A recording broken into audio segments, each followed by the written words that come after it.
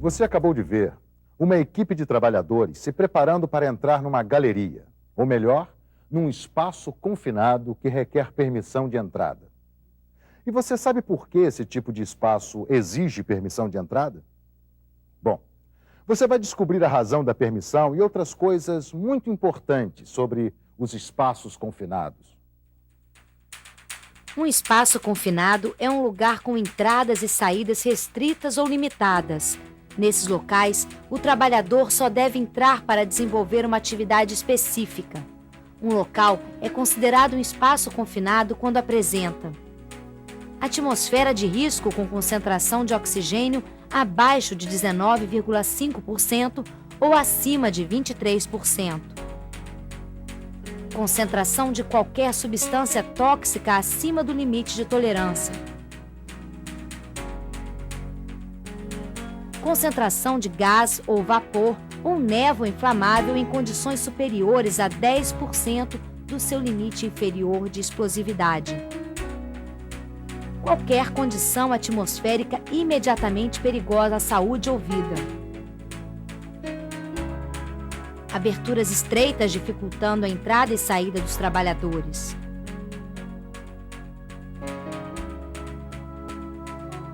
Um ou mais riscos à segurança e saúde do trabalhador.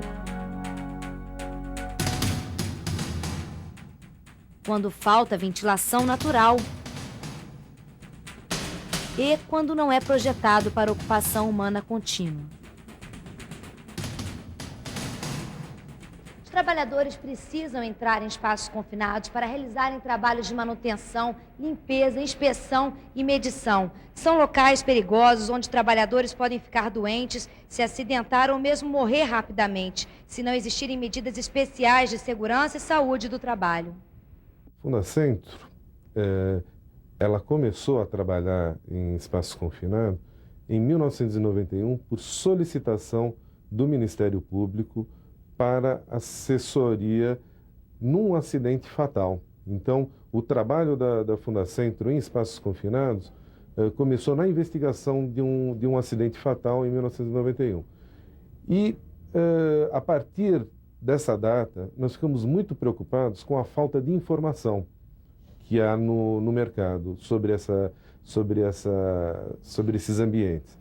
Então, nós costumamos dizer que o trabalhador, ele morre por falta de informação por parte dele e por parte das suas chefias imediatas, que deixam ele entrar num espaço confinado sem as devidas preocupações e sem os devidos controles ambientais. Isso acontece normalmente devido à falta de um programa de permissão de entrada, treinamento, equipamentos, procedimentos e responsabilidades.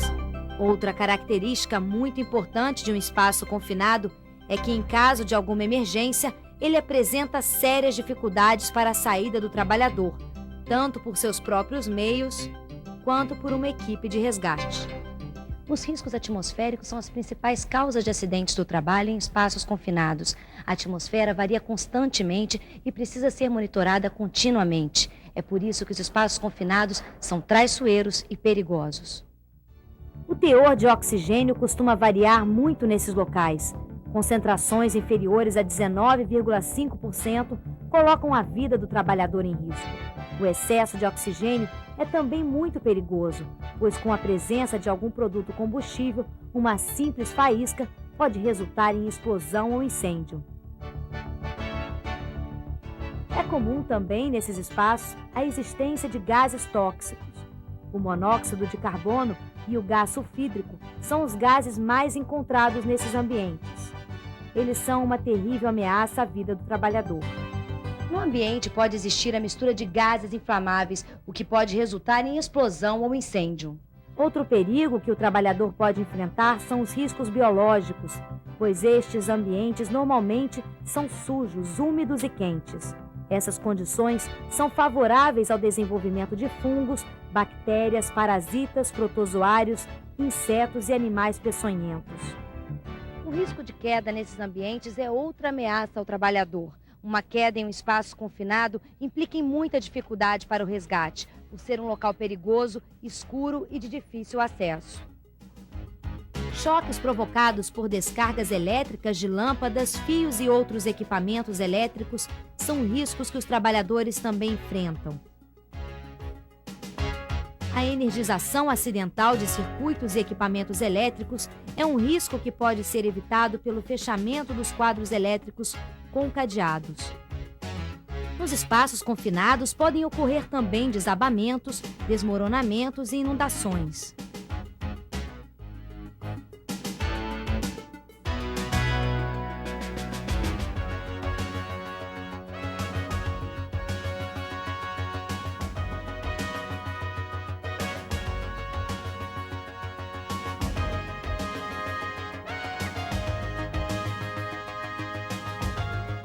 É fundamental ter à disposição equipamentos adequados em perfeitas condições de uso para a execução de trabalhos em espaços confinados. Antes de se entrar em um espaço confinado, a atmosfera interna deve ser avaliada com aparelhos para medir o teor de oxigênio, os gases e vapores inflamáveis e tóxicos. Caso se detecte baixa concentração de oxigênio ou alta concentração de gases inflamáveis ou tóxicos, deve ser realizada a ventilação mecânica. Logo depois, a atmosfera interna deve ser medida novamente. O ventilador deve permanecer todo o tempo ligado para fornecer ar aos trabalhadores, já que não há ventilação natural em espaços confinados. Às vezes, há necessidade de limpeza do espaço confinado com vapor ou inertização com nitrogênio. Os trabalhadores devem usar dispositivos de comunicação e aparelhos de iluminação intrinsecamente seguros.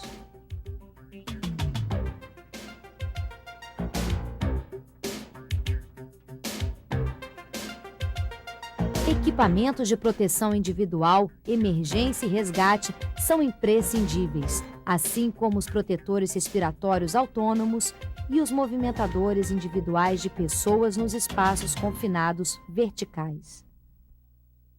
Após a verificação de todos os itens de segurança, o supervisor autoriza a entrada dos trabalhadores por meio de um documento chamado permissão de entrada.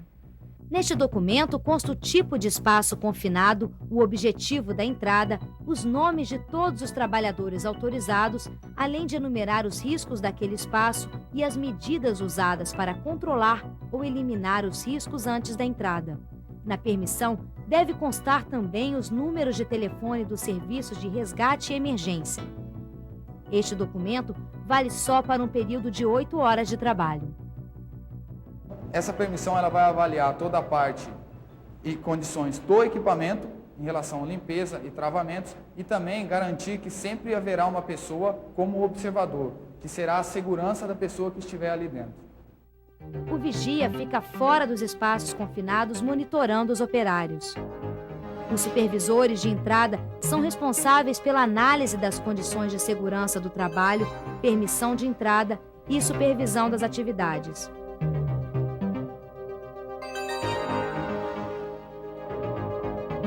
Existem também os técnicos responsáveis pela monitoração e análise das condições atmosféricas e os trabalhadores autorizados para a execução das tarefas. A implantação de um programa de treinamento dá aos trabalhadores os conhecimentos e as habilidades fundamentais para o desempenho seguro de suas tarefas. Sem o treinamento, o profissional arrisca não só a sua saúde, mas a própria vida.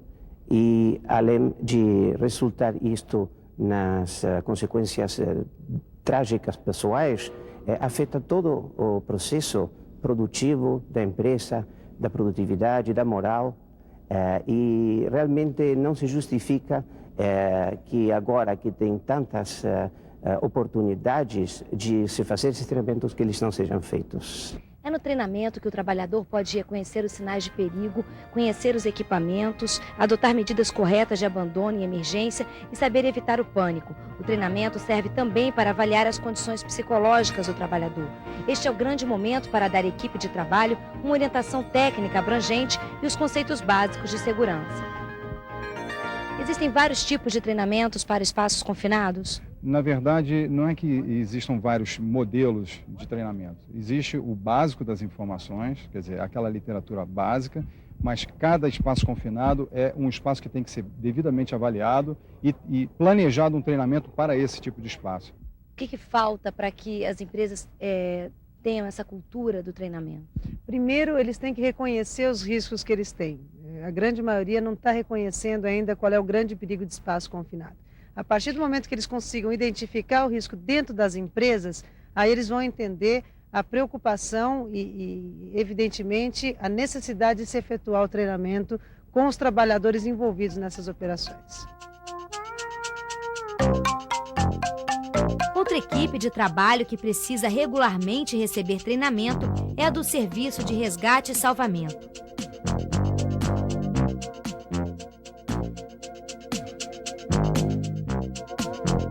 Eles precisam estar sempre preparados para socorrer operários acidentados ou presos em espaços confinados.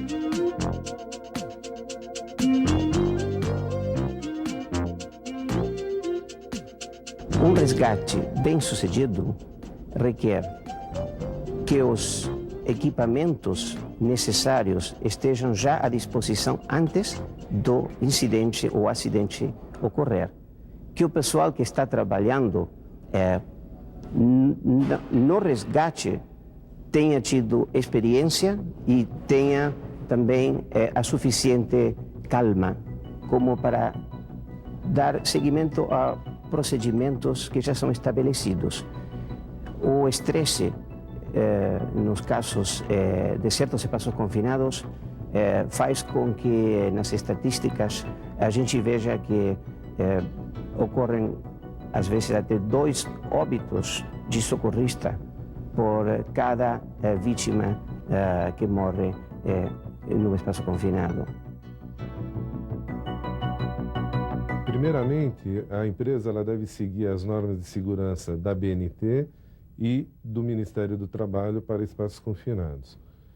Em segundo lugar, a empresa deve possuir o máximo de informação sobre o espaço confinado que tem nessa empresa.